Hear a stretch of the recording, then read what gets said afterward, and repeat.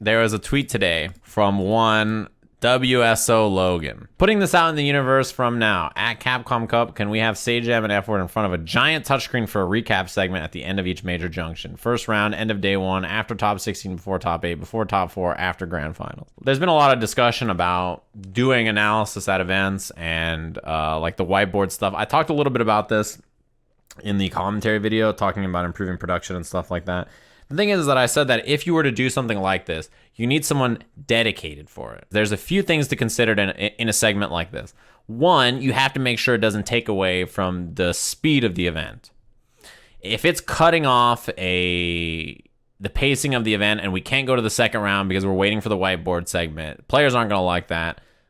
Viewers aren't going to like that. I'm not going to like that because we're going to be cutting into time like that. If it's break time or if it's presented by someone or if there's sponsor money going into it, then I think that people would be fine with it because it could be during the breaks. And, you know, the second thing is after grand finals is pretty tough. I know a lot of people, you know, Logan especially does not like the grand finals finish. Congratulations to, you know, Johnny Donuts for winning Capcom Cup, you know, 2019. Oh my God, he wins $250,000. This is an incredible moment. I hope you guys enjoyed Capcom Cup.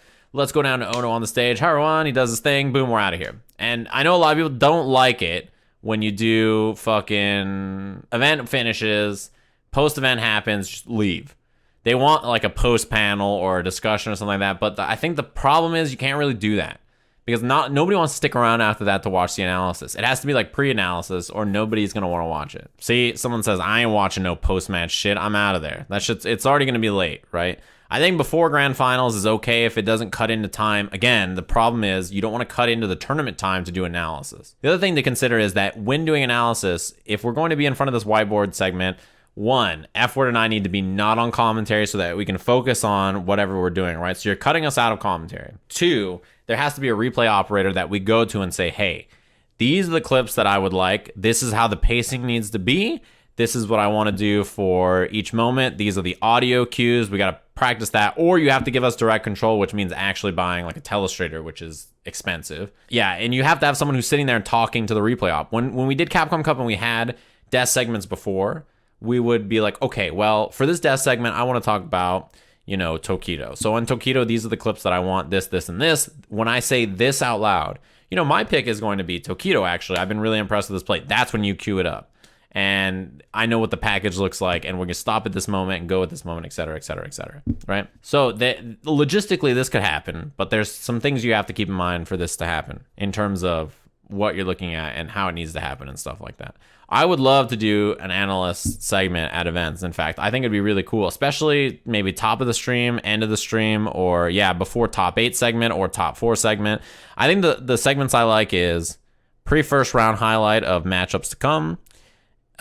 Maybe not end of day one, maybe after top 16, before top 8, and before top 4. I like those 3 segment ideas a lot. And I think also another great time to do something like this is during the LCQ. You know how Strong Style does a jump off desk where they're jumping from match to match on the LCQ? I think before top 8 of the LCQ, that is a good way to do it. To have 2 or 3 setups on a stage or 4 setups on a stage and jump between the matches where we're just talking about the different LCQ matches. I think that is a good format for LCQ. Tekken did it for their World Tour Finals last year. If you're going to have someone stuck on the analysis, that means they can't do commentary. Usually, right? If you can't do both. So that's the reason I didn't do top 8 for Capcom Cup the first 2 years, was that Steve needed to host the stage and they needed me to host the desk. Then last year, Jeremy was a suitable replacement for the desk, and then Yipes was doing the stage work.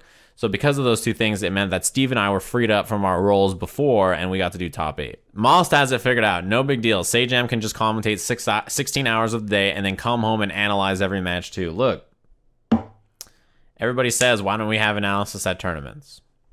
Well, there's a lot of issues that apparently come up that prevent us from doing analysis at tournaments. So instead, I come home and I do match analysis on my stream and we watch it on here.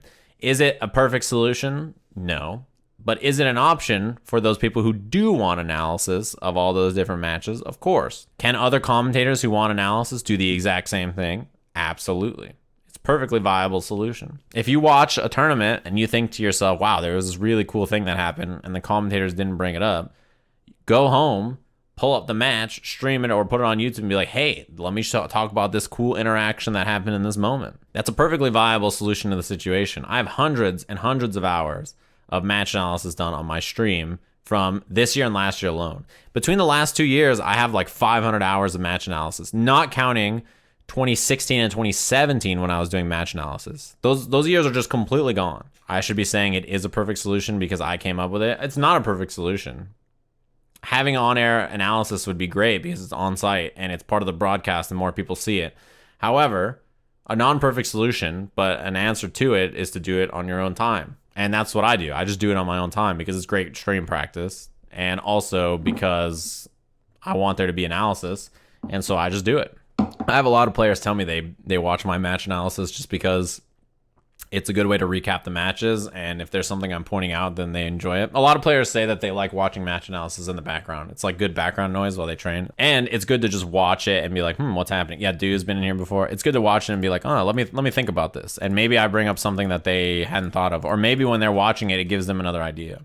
He's like, oh, I see. They just notice something, right? My analysis might not even be something that they agree with. They might be like, I don't even think he's right. I think that this is right. And then they go back and watch it themselves. I did match analysis for every single match at Capcom Cup last year. It was 60 or 70 sets of 3 out of 5, right? That is a shit ton. Considering I was at the event commentating 8 hours a day and then came home and then did 70 sets of match analysis.